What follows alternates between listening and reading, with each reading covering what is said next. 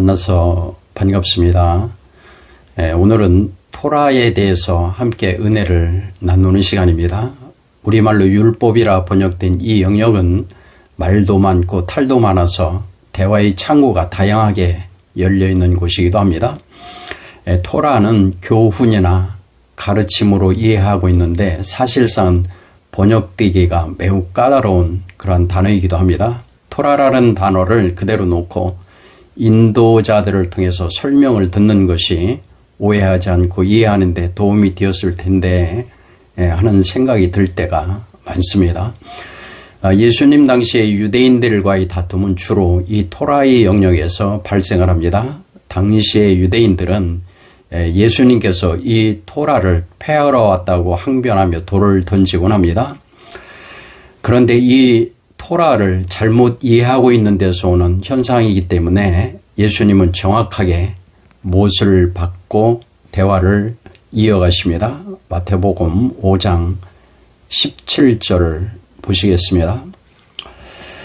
내가 율법이나 선지자를 폐하러 온 줄로 생각하지 말라. 폐하러 온 것이 아니요 완전하게 하려 함이라. 이어서 말씀하시기를 진실로 너희에게로 노니 천지가 없어지기 전에는 율법의 1.1획도 결코 없어지지 아니하고 다 이루리라. 그렇게 말씀을 하십니다. 이 율법이란 단어가 처음 등장하는 곳은 출애굽기 13장 9절인데 처음 등장할 때부터 매우 강력하게 메시지를 전하고 있습니다. 이것으로 네 손의 기호와 네 미간의 표를 삼고 여호와의 율법이 네 입에 있게 하라. 이 단어는 개역 한글에는 276회 사용되고 있고 뒤에 교정 보완된 개역 개정에는 299회 사용이 되고 있습니다. 이 율법의 문제를 상세히 설명하며 풀어가기 위해서 로마서에서는 가장 많이 사용이 되고 있습니다. 무려 37번이나 사용하며 풀어가고 있습니다. 이 토라는 출애굽 후 오순절의 시내산에서 모세가 받은 말씀으로부터 시작을 합니다. 예수님은 이 토라에 대해서 자신에 대해서 가르치고 있음을 직접 밝혀주십니다. 누가복음 24장 44절을 함께 보십니다. 또 이르시되 내가 너희와 함께 있을 때에 너희에게 말한 바 곧 모세의 율법과 선지자의 글과 시편에 나를 가리켜 기록된 모든 것이 이루어져야 하리라 한 말이 이것이라 하시고, 토라를 문자적으로 보면 현재의 우리는 쉽게 이해할 수가 있습니다. 그러나 당시의 사람들은 무슨 의미인지 도무지 이해하기가 어려웠으리라 보여집니다. 토라는 히브리어로 이렇게 기록을 하고 있습니다. 글자의 모양은 이렇습니다. 토라입니다. 그리고 알파벳은 타부, 바부, 레쉬, 헤이 이렇게 되어 있습니다. 문자가 하는 뜻은 타부는 십자가, 바부는 못, 레쉬는 사람, 헤이는 보라입니다. 그래서 전체를 연결해 보면 십자가에 못 박힌 사람을 보라, 즉 십자가에 못 박힌 사람을 나타낸다는 뜻입니다. 토라 자체에 이미 예수님이 나타나 있습니다. 우리는 금방 알아챌 수 있는 축복의 시대에 살고 있으나 당시에는 이는 도무지 해석이 안 되는 글자 배열일 수밖에 없어 보입니다. 그러니 자가 해석하고 우겨대고 있습니다.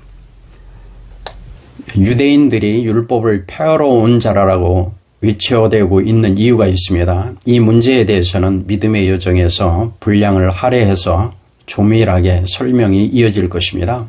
오늘날도 유대인들이나 그 중에 바리새인은 아니라고 하면서도 현대판 바리새인들이 너무나도 많기 때문입니다. 당시의 바리새인들은 율법을 익히고 그것을 목숨을 다해서 잘 지키며 신앙생활을 매우 잘하고 있다고 생각하고 있었습니다. 그런데 예수님은 아니라고 하시는 겁니다. 그러니 그들이 볼 때는 지키나마나 한 것이라는 것으로 들리고 자신들의 사고와 맞지 아니하는 것을 전하는 예수님에게 돌을 던지고 있는 겁니다. 예수님은 인간의 힘으로 지킬 수 없는 것을 지켜질 수 있는 길로 인도하시는 건데 이해를 못하니 그것을 걷어차고 있습니다. 토라 즉 하나님의 나라의 법은 할례받지 않은 마음으로는 온전하게 지킬 수가 없습니다. 그런데 마음의 할례가 무엇인지도 모르고 내가 살았던 이 신앙으로 밀고 나아가고 있습니다. 예레미야 9장 26절 하반절을 보시겠습니다. 대저 열방은 할례를 받지 못했고 이스라엘은 마음의 할례를 받지 못하였느니라. 예수 그리스도를 전하는 스데반에게 돌을 던지는 것도 같은 맥락에 있습니다. 그의 입술의 위침을 들어보겠습니다. 사도행전 7장 51절을 보면 목이 곧고 마음과 귀에 할례를 받지 못한 사람들아 너희도 너희 조상과 같이 항상 성령을 거스르는 도다. 광야의 믿음 상태에 머물러 있으면 그렇습니다. 예수님은 그 토라의 저주 아래에 있는 자들 즉 진리 안에서 참 자유가 무엇인지 모르는 백성들을 속량하시기 위해 나무에 달리셨습니다. 오늘도 토라 아래에서 자유를 알지 못하고 누리지 못하고 있다면 아직은 광야의 믿음 상태에 있음을 인지하는 시간이 되었으면 합니다. 이는 불쾌한 말이 아니라 이는 매우 축복이라는 말입니다. 올바른 진단은 속히 해결할 수 있는 문 앞에 와 있는 것이기 때문입니다.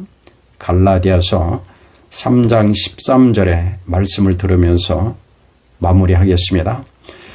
그리스도께서 우리를 위하여 저주를 받은 바 되사 율법의 저주에서 우리를 속량하셨으니 기록된 바 나무에 달린 자마다 저주 아래에 있는 자라 하였습니다. 고맙습니다.